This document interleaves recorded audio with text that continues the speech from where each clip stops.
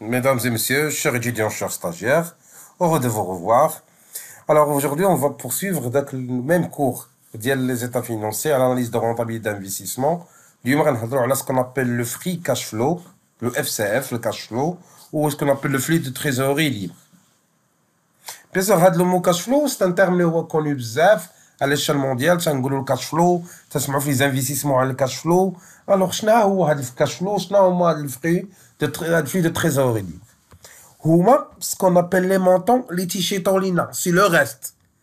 On paye l'exploitation, on paye tous les engagements de l'entreprise vis-à-vis de les banques, vis-à-vis de les charges d'exploitation, vis-à-vis de les activités, ou ce qui reste de la liquidité, c'est le cash flow.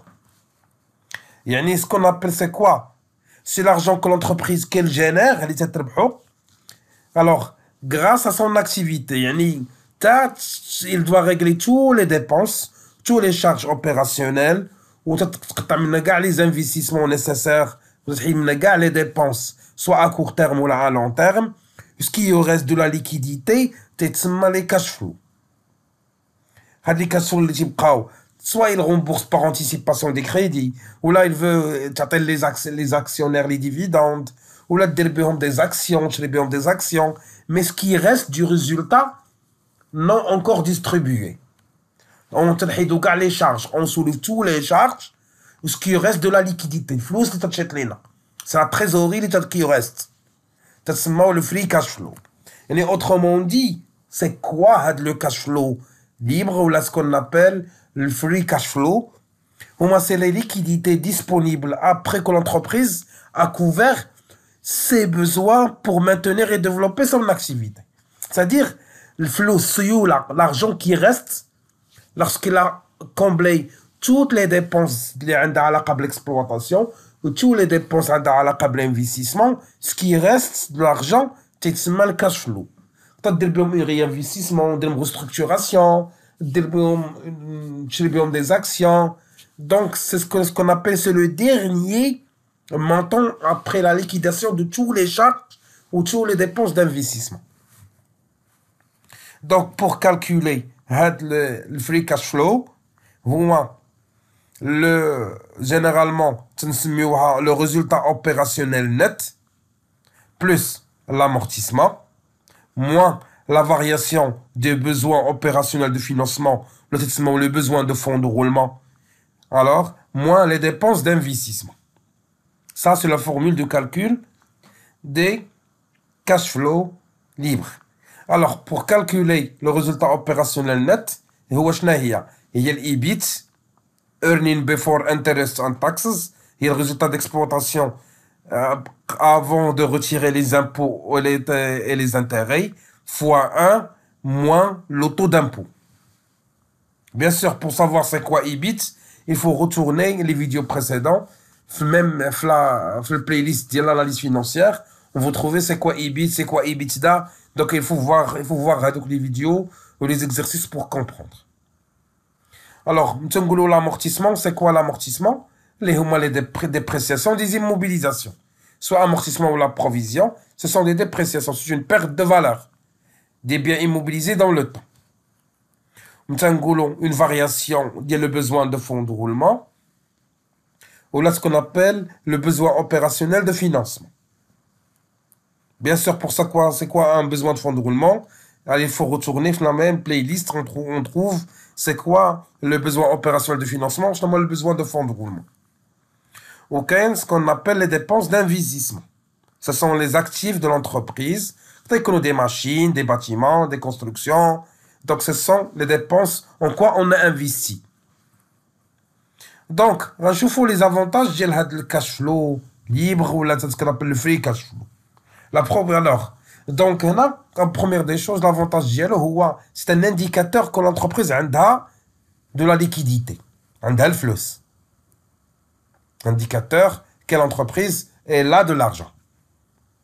Alors, pour couvrir les dépenses qui sont, pour couvrir les dépenses essentielles, et le reste, il va le garder comme épargne ou là, comme réinvestissement, etc. La deuxième, il aide pour investir. Si on a de liquidité, donc on peut investir dans une autre chose.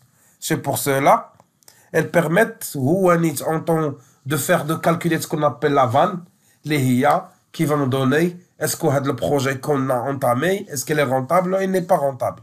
Donc tu as une idée sur la décision d'investissement. Est-ce que c'est une bonne ou la mauvaise?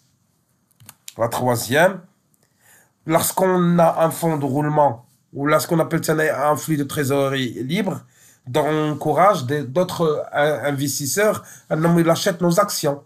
Il entre dans notre activité. C'est pour cela qu'il cherche à attirer de nouveaux actionnaires, de nouveaux investisseurs. Lorsqu'elle est positive, il y a une entreprise, elle génère des résultats positifs. C'est pour cela qu'il peut attirer des actionnaires ou des investisseurs alors pour financer l'entreprise sans avoir recours au crédit. Donc, c'est un outil d'attractivité. Les investisseurs. Alors, pour les limites, le free cash flow, ce qu'on appelle les fonds de trésorerie libre, la première des choses, c'est volatilité. C'est quoi la volatilité? C'est-à-dire qu'elle n'est pas stable. Chaque année, elle change. Donc, on a une stabilité. Plus, chaque année, on peut faire d'autres investissements, où là, on a de gros investissements. Donc, il varie selon les années. Deuxième des choses, pas toujours positif, bien sûr. Le résultat est négatif. Donc, c'est mauvais. Donc, je n'ai pas besoin je n'ai pas une liquidité, celui-là, mais j'ai besoin de financement. Donc, c'est pas encourageant pour les investisseurs. Tu as une mauvaise image de marque pour l'entreprise. Et l'entreprise, elle ne gagne pas.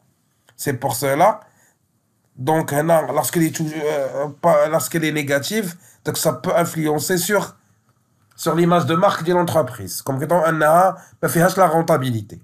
La troisième, c'est complexité des calculs. Parce que calculer, fait plusieurs étapes. Fait l'amortissement, fait le résultat, Donc, on a plusieurs choses. Il faut calculer beaucoup d'intervenants. Il faut calculer l'investissement. Le besoin opérationnel de financement. Il faut calculer c'est quoi l'amortissement. On calcule le résultat. Il fait l'EBIT ou l'EBITDA.